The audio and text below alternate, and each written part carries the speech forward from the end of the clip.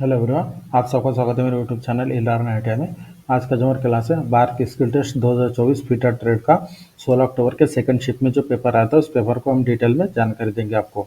तो इस पेपर के लिए आपको 2.5 घंटे मिले थे। 100 मार्क का पेपर था। उसके बाद जो आपको स्क्रीन पर डायग्राम दिखाई दे रहा है यही डायग्राम आया था 16 अक्टूबर के सेकंड शिफ्ट के पेपर में। तो यहाँ पर आप देख सकते हैं जो इसमें ऑपरेशन था, ऑपरेशन में एक कॉर्नर में रेडियस आपको R10 का रेडियस था। उसके बाद जो आपको इस तरह से एंगल में 112 डिग्री के एंगल में कट करना था, बाकी के मटेरियल को कट करके निकाल के आपको फाइलिंग करके फिनिशिंग करना था। तो इसको हम पूरे डिटेल में आपको समझा देते कि मार्किंग किस तरह से करना था और जो आपको किस तरह से बनाना था। तो सबसे पहले जो बेसिक स्टेप होता है, रॉ मटेरियल का साइज फाइनल साइज है 60 मिलीमीटर लंबाई, 5 मिलीमीटर थिकनेस और 40 मिलीमीटर इसकी हाइट फाइनल था। और जो आपका टोटल टॉलरेंस था प्लस माइनस 0.04 मिलीमीटर।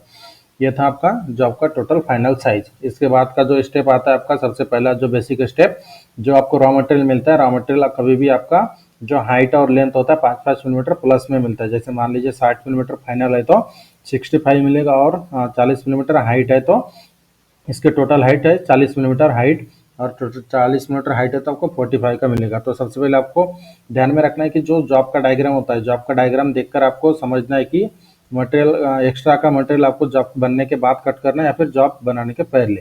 तो जो डायग्राम आपको ये वाले डायग्राम की अगर बात करेंगे तो हम जॉब बनने के बाद अगर कट करोगे तो बहुत आसानी होगा आपको मटेरियल को कम करने के लिए। तो हम आपको अभी डिटेल में बताते हैं कि जॉब को किस तरह से करना था। तो सबसे पहले जो बेसिक स्टेप होता है फिटर ट्रेड के फ्लैट वाले जॉब के ऊपर, जो आपका फ्लैट आपको मिलता है तो उसे सबसे पहले 90 डिग्री में बनाना होता है चारों साइड से। तो चारों साइड से 90 डिग्री बनाने के लिए सबसे पहले ध्यान में रखिए जो हाइट वाला साइड होता है हमारा, जैसे मान लीजिए 40 मिलीमीटर इसकी टोटल हाइट थी, तो हाइट वाला जो साइड होता है वो दोनों साइड ऑलरेडी 90 डिग्री में होता है। सिर्फ आपको बेंच वाइज में प्रॉपरली सेट करके वास्टेड फाइल के सहायता से ड्रॉ फाइलिंग करके दोनों साइड का ड्रॉ फाइलिंग करोगे तो ऑलरेडी वो 90 डिग्री में बन जाता है। बाकी उसके बाद दोनों साइड को रेफरेंस पकड़ के उसके बाद बाकी के कटे हुए दोनों साइड को आपको क्या करना है, वास्टेड फाइल के सहायता से फाइलिंग करके ट्राई स्क्वायर के सहायता से चेक करते हुए चारों साइड 90 डिग्री में बनाना है। और दूसरी एक बात इसमें ध्यान में रखें कि जब आप जॉब को वॉइस में सेट करोगे तो वॉइस में इस तरह से सेट करें कि जॉब को ट्राई स्क्वायर के सहायता से चेक करने के लिए जॉब को बार बार बाहर निकालने की आवश्यकता ना पड़े। इस पोजीशन में जॉब को आपको सेट करना है। तो मान लीजिए सबसे पहले हमने जॉब को प्रॉपरली बेंच वाइज के ऊपर सेट करके हमने चारों साइड 90 डिग्री बना लिया है। उसके बाद का जो स्टेप आता है आपका, जॉब का कौन सा भी एक सरफेस आपको सबसे पहले क्लीन करना है मार्किंग के पर्पज के अनुसार। पूरा स्मूथ करना नहीं है, सिर्फ आपको ब्लैकनेस को हटाना है ताकि आपकी मार्किंग प्रॉपर उसमें दिखाई दे। तो मान लीजिए हमने सरफेस वास्टर फाइल के सहायता से फाइलिंग करके जॉब का एक सरफेस हमने क्लीन कर लिया है। उसके बाद आपको मार्किंग मीडिया अप्लाई करना है, और मार्किंग मीडिया अप्लाई करने के बाद उसे थोड़ी देर सूखने देना है। और सूखने के बाद आपको मार्किंग करना है सरफेस प्लेट के ऊपर जॉब को रखकर हाइट गेज के सहायता से। ये हो गया प्रॉपरली स्टैंडर्ड स्टेप। और उसके बाद अगर आपको जल्दी मार्किंग करना है तो आप स्टील रूल के सहायता से भी कर सकते हो। जो आपके एंगल दिखाई दे रहा है इसकी भी हम टोटल अभी हम आपको पूरा पूरा जॉब की मार्किंग भी बताते हैं कि किस तरह से आपको इस जॉब की मार्किंग करना था। तो मान लीजिए हम सबसे पहले आपको हाइट गेज के सहायता से मार्किंग बताते हैं कि किस तरह से हाइट गेज के सहायता से इस जॉब की मार्किंग करना है। तो सबसे पहले जॉब को आपको जो सरफेस प्लेट होता है हमारा, सरफेस प्लेट के ऊपर जॉब को इसी हाइट वाले साइड से आपको रखना है एंगल प्लेट के सहायता से सहारा देकर। उसके बाद हाइट गेज में आपको माप सेट करना है 10 मिलीमीटर, क्योंकि ये आपको जो R10 दिखाई दे रहा है यहाँ पर 10 बाय 10 का बॉक्स बनेगा। उसके बाद पंचिंग करके आपको R10 की मार्किंग करनी होती है। तो इसके लिए सबसे पहले 10 मिलीमीटर का माप लेके हॉरिजॉन्टल लाइन ड्रॉ करना है।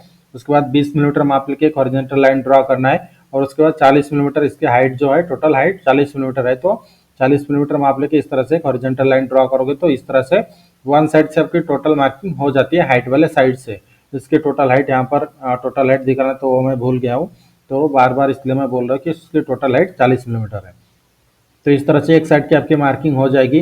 उसके बाद दूसरे साइड से जो आपको घुमाकर इस तरह से लगाना है। जैसे मान लीजिए ये वाला साइड हम बेस पकड़े हैं, बेस वाला साइड ये वाला रखे है, तो ये वाला साइड को घुमाकर इस तरह से नीचे सरफेस प्लेट के ऊपर रखकर सबसे पहला माप आपको कितना लेना है, 15 मिलीमीटर लेकर एक हॉरिजॉन्टल लाइन ड्रॉ करना है। उसके बाद 23 मिलीमीटर माप लेके एक हॉरिजॉन्टल लाइन ड्रॉ करोगे। 23 मिलीमीटर के बाद 30 मिलीमीटर आपको लेना है सेंटर लाइन, आपको 30 मिलीमीटर का माप लेके एक सेंटर लाइन ड्रॉ करना है। उसके बाद 23 और 14 37 होता है, 37 का माप लेके एक लाइन ड्रॉ करोगे। उसके बाद 45 का एक लाइन ड्रॉ करोगे इसके लिए। उसके बाद 50 मिलीमीटर का एक माप ड्रॉ करना है हॉरिजॉन्टल लाइन, और लास्ट में एक 60 मिलीमीटर का लाइन हॉरिजॉन्टली ड्रॉ करना है। इस तरह से आपका पूरा वर्टिकल और हॉरिजॉन्टल लाइन ड्रा हो जाएगा। उसके बाद का जो इंपॉर्टेंट स्टेप होता है, जो आपके ऊपर जो आपने मार्किंग किया हॉरिजॉन्टल लाइन और वर्टिकल लाइन, उसे जो आपके डायग्राम के अनुसार आपको इस तरह से जोड़ना है।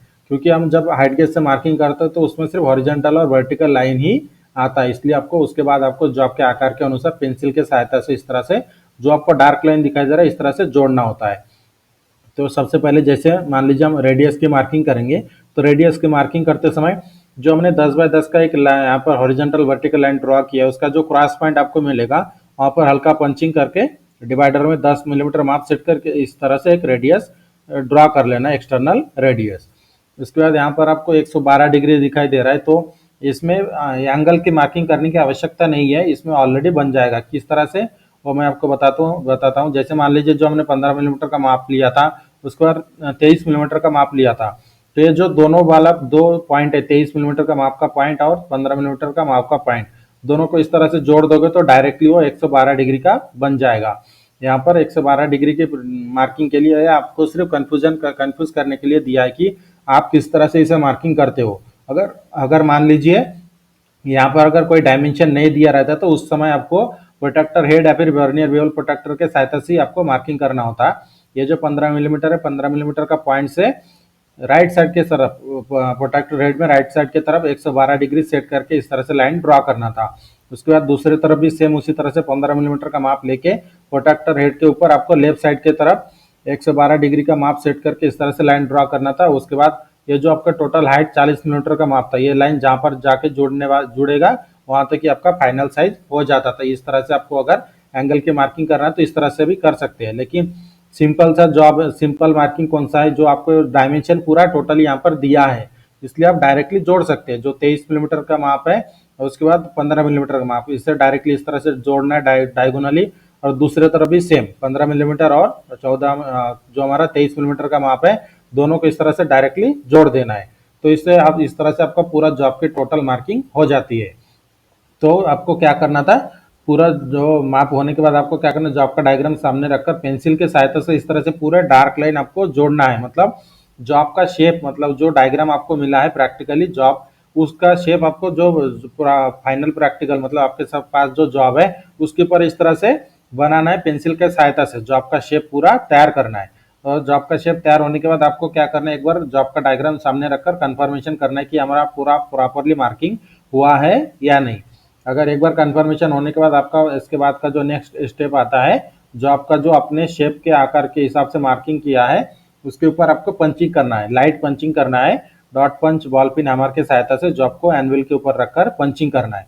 तो जो आपको जो शेप में आपने इस तरह से डार्क लाइन को जो आपने ड्रॉ किए थे उसके ऊपर पर पूरा प्रॉपरली लाइट पंच कर लेना है। उसके बाद का जो स्टेप है, आपको एक्सेस मटेरियल को निकालना है। तो एक्सेस मटेरियल को निकालते समय सबसे दो बात इंपॉर्टेंट है कि पहला जो आपने पंचिंग किया है, पंचिंग के आउट लाइन से मटेरियल को कट करना है, पंचिंग के इनर लाइन से नहीं।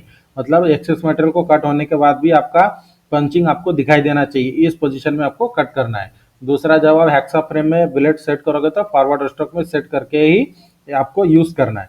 तो मान लीजिए सबसे पहले आपको कट करना है, तो ये लाइन है वर्टिकल लाइन, जो आपको वर्टिकल पोजीशन में रखकर यहाँ से सबसे पहले कट लगाना है वर्टिकल। उसके बाद दूसरे तरफ से भी जो आपको घुमाकर इस तरह से आपको वर्टिकल पोजीशन में कट लगाना है।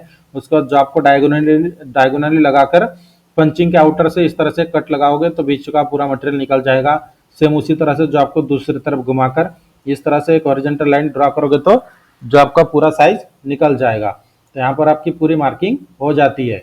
मान लीजिए हमने ये दोनों साइड से एक्स्ट्रा का मटेरियल हमने कट कर लिया, उसके बाद जो आपको ये रेडियस वाला साइड है इसे डायरेक्टली डायगोनली आप पंचिंग के ऊपर से डायगोनली कट करके ये मटेरियल को आपको निकाल देना है। इस तरह से आपका पूरा एक्सेस मटेरियल यहाँ पर निकल जाता है। इसके बाद का आपको क्या करना है, बास्टर्ड फाइल लेना है। बास्टर्ड फाइल लेकर आपको जॉब को सबसे पहले बेंच वाइज के ऊपर प्रॉपरली सेट करना है जॉब के आकार के अनुसार। उसके बाद बास्टर्ड फाइल के सहायता से फाइलिंग करके आपको पंचिंग तक लाना है चारों साइड से, जो आपके चारों साइड से, क्योंकि जब आप एक्सेस मटेरियल को कट करोगे तो उसके बाद आपका जो एक्स्ट्रा का जो मटेरियल था 60 के ऊपर 5 मिलीमीटर, 40 के ऊपर 5 मिलीमीटर, तो उसे भी आपको साथ में कट कर लेना है उसके। इसलिए आपको चारों साइड से सबसे पहले फाइलिंग करके आपको पंचिंग तक मिला लेना है बास्टर्ड फाइल के सहायता से।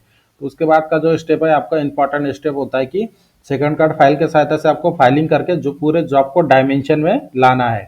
सेकंड कट फाइल का यूज करके। ये जो रेडियस दिखाई दे रहा है यहाँ पर आपको हाफ राउंड या फिर राउंड फाइल की आवश्यकता नहीं है, क्योंकि एक्सटर्नल रेडियस है तो फ्लैट फाइल से भी बन जाएगा।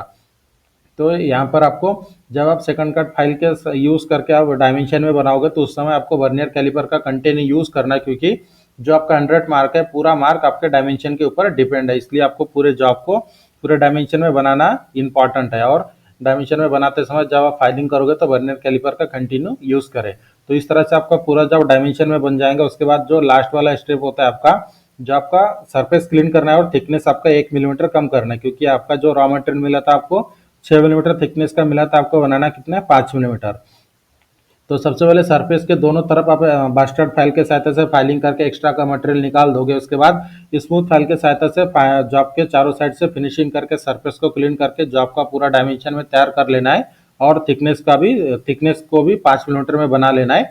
और उसके बाद लास्ट में एक बार आपको वर्नियर कैलिपर से पूरे डायमेंशन को चेक कर लेना है कि हमारा जो डायमेंशन है पूरा एक्यूरेट में 0 0 में बना है या नहीं। तो यहाँ पर आपका पूरा जॉब आपका प्रॉपरली स्टेप बाय स्टेप बन जाएगा। जो मैंने आपको स्टेप बताया था इसी स्टेप को फॉलो करके आपको जॉब को करना है। तो इस वीडियो को हम यहाँ तक ही रखते हैं। इसके बाद का जो लास्ट दिन का 17 अक्टूबर का लास्ट डे है आपका स्किल टेस्ट का, इसको उस पेपर को भी हम इसी तरह से आप सॉल्व करके देंगे जिस तरह से हमने आपको डेली सॉल्व करके दे रहे हैं। और इसी तरह के इंपॉर्टेंट वीडियो के नोटिफिकेशन के लिए हमारे चैनल को सब्सक्राइब करके बेल आइकन को दबाएं, ताकि मेरे वीडियो की नोटिफिकेशन आपको टाइम पर मिलते रहे। वीडियो अच्छी लगे तो हमारे चैनल को सब्सक्राइब करें, शेयर करें और लाइक करना ना भूलें। मिलते हैं लास्ट डे के पेपर के साथ।